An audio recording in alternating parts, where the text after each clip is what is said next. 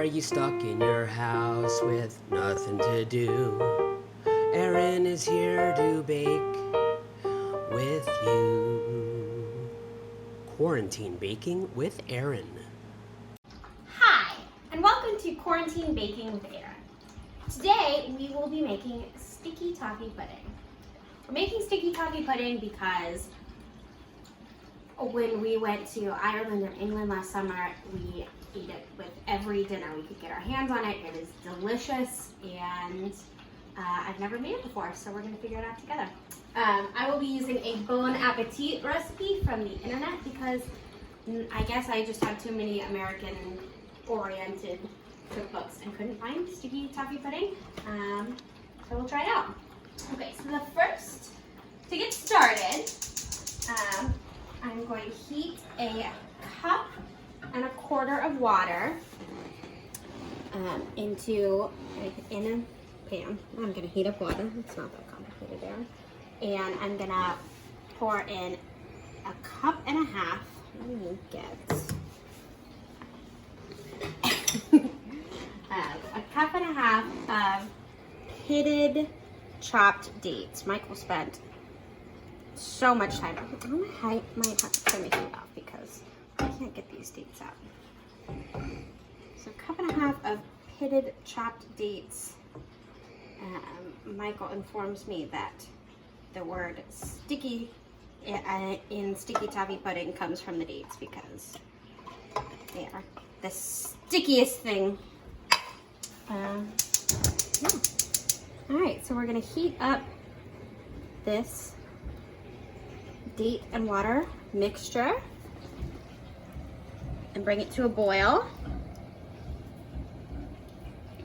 And so a watched pot never boils, so we'll check back in. All right, so it is starting to boil. I don't know if it needs to be a rolling boil, so we'll let it simmer, boil like this for a couple seconds. I don't want to cheat out on the date goodness.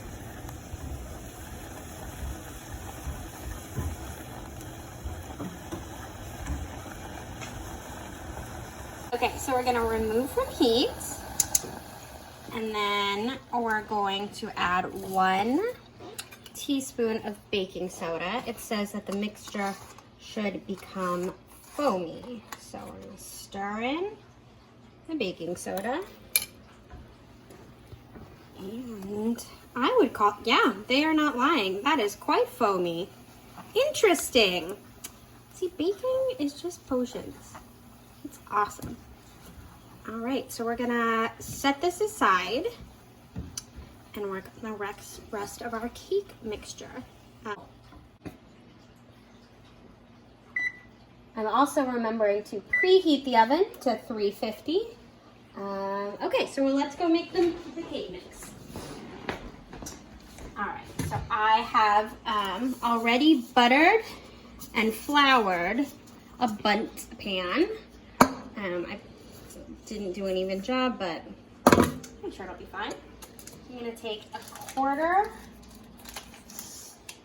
cup, which is a 1/2 stick of butter, or 4 tablespoons, and I'm going to cream that. And then while I'm doing that, let me grab my little teaspoon. I'm going to mix a teaspoon of baking powder. Ooh. It'll be fine. A teaspoon of baking powder into 1.5 cups of flour, and then a teaspoon of salt also into the flour. Actually, I think it's a 1/2 teaspoon of salt, and then we'll just mix our flour, baking soda, and salt to make sure that there's no clusters of salt or, baking powder. Okay, so our butter is creamed, and I believe we're going to add in the sugar and vanilla. So I've got 1 cup of sugar, I'm going to pour. And then I think it's a teaspoon of vanilla.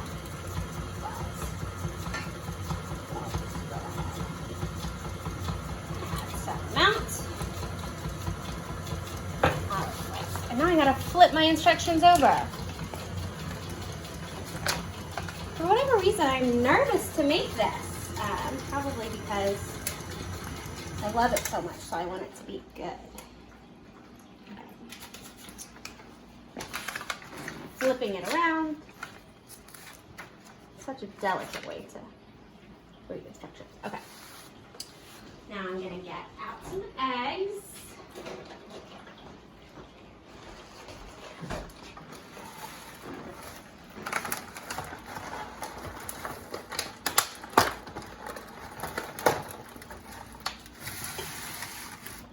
All right, so I'm gonna mix 1 egg into the butter, sugar, creaminess. And then I scrape the sides to make sure it's well combined. So basically we're gonna do 1 egg, half of the flour, half of the dates. 1 egg, half the flour, half the dates. I always have that problem. I need to invest in a spoon rest. Okay, so we're gonna add half of the flour mixture. Alright,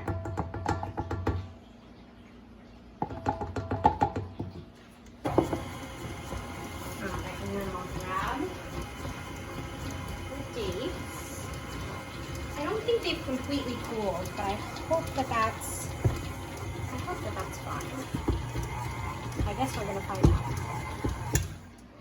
And I don't think it would cook the eggs, but it might melt the butter prematurely. So we'll put in half of this, and then, yeah, it is quite hot.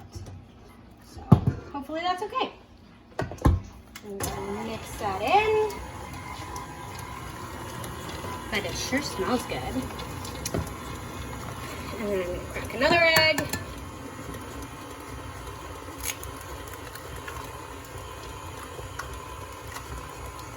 The rest of the flour. Making a mess along the way, making with friends, and the rest of the dates.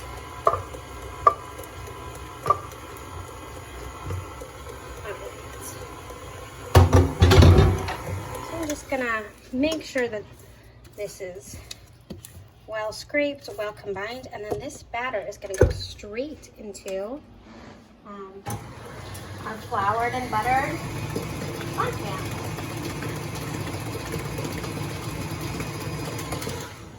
It has a really interesting smell.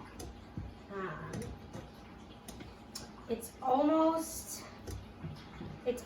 brown sugary, even though we haven't added any brown sugar.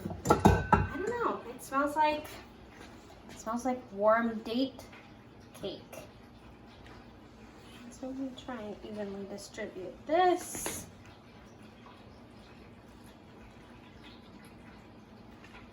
And again, shout out to Michael for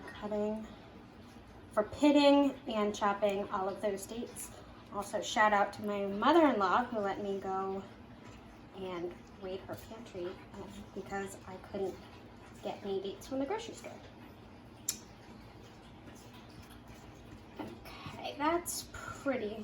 That's good. All right, and so we're gonna do the tried and true erratic bus driver method of evening out your mixture.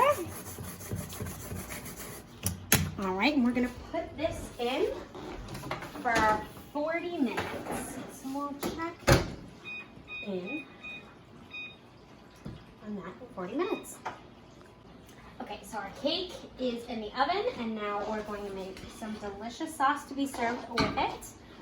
So I've got a half stick or 4 tablespoons of butter. I believe that's correct. Let me just double check that. Yeah, 1/4 cup, half stick. And I'm gonna turn this heat on medium high, And I'm gonna add in a half cup of heavy cream. I feel like every recipe I've made so far has heavy cream. And then, ooh, this is gonna flutter everywhere. 1.25 cups of brown sugar. I think the recipe calls for light brown sugar, but I only have dark brown sugar, and that's gonna be okay. So what's gonna happen is this mixture of probably all of my favorite things is going to come to a boil, and we're gonna stir it constantly while it boils for 3 minutes. So we'll check in intermittently. Intermittent. All right, so it is simmering, it is boiling. Everything is melted down, so we're gonna stir it constantly, especially around the edges, for 3 minutes. So it's been 3 minutes of boiling, so we're gonna remove it from heat. And then we're gonna add in vanilla. You know, whatever amount. That's sploosh. That sploosh was the amount that's gonna be added. And stir it, and then let it cool to room temperature. All right, so our timer is gone after 40 minutes. We're gonna pull, ooh, it seems like it's a good color, but I'm going to use the classic. Put your toothpick in and see if it comes out clean. Yeah, we're gonna call it a clean. All done. And then it is going to rest and cool for 30 minutes on a cooling rack. All right, so we've let it cool for about 30 minutes. Now comes for the nerve-wracking part where you invert it. I don't really know if you need to be making cuts like this, but I just don't want it to come out half stuck to the pan. So here's to hoping that everything went well and that it comes out smoothly. All right, I'm just gonna put it on a regular plate. I'm so nervous. Okay, it sounds like the cake came out. Beautiful. All right, so we've got some flour dusting from how thoroughly I floured the cake. But we'll just flip it. We'll flip it over the other way, right? Much prettier. All right. Cake. Here we go. I'm gonna try it first without ice cream. So the sauce is on. You've got the cake with the sauce. Oh yeah. And what kind of ice cream? This is some more of our delicious butter pecan ice cream. I think it's typically served with either an ice cream or whipped cream.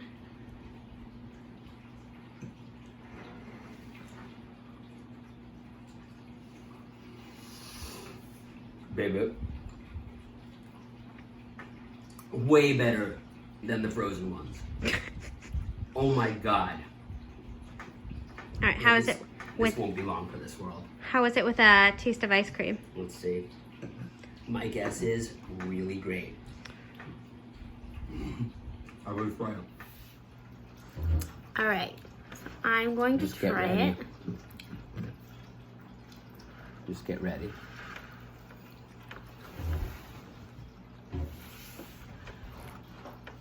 It's quite a cake. It is, that caramel sauce is so easy to make and is so, like, complex and delicious. This is... And it is easily perfect with the ice cream. All right, I'm gonna give it a 10 out of 10. I think it's a 10 out of 10. Because... Easy 10 out of 10. Oh, goodness. Bye. Oh, goodness. Bye. Well, are you stuck in your house with nothing to do? Erin is here to bake with you. Quarantine Baking with Erin.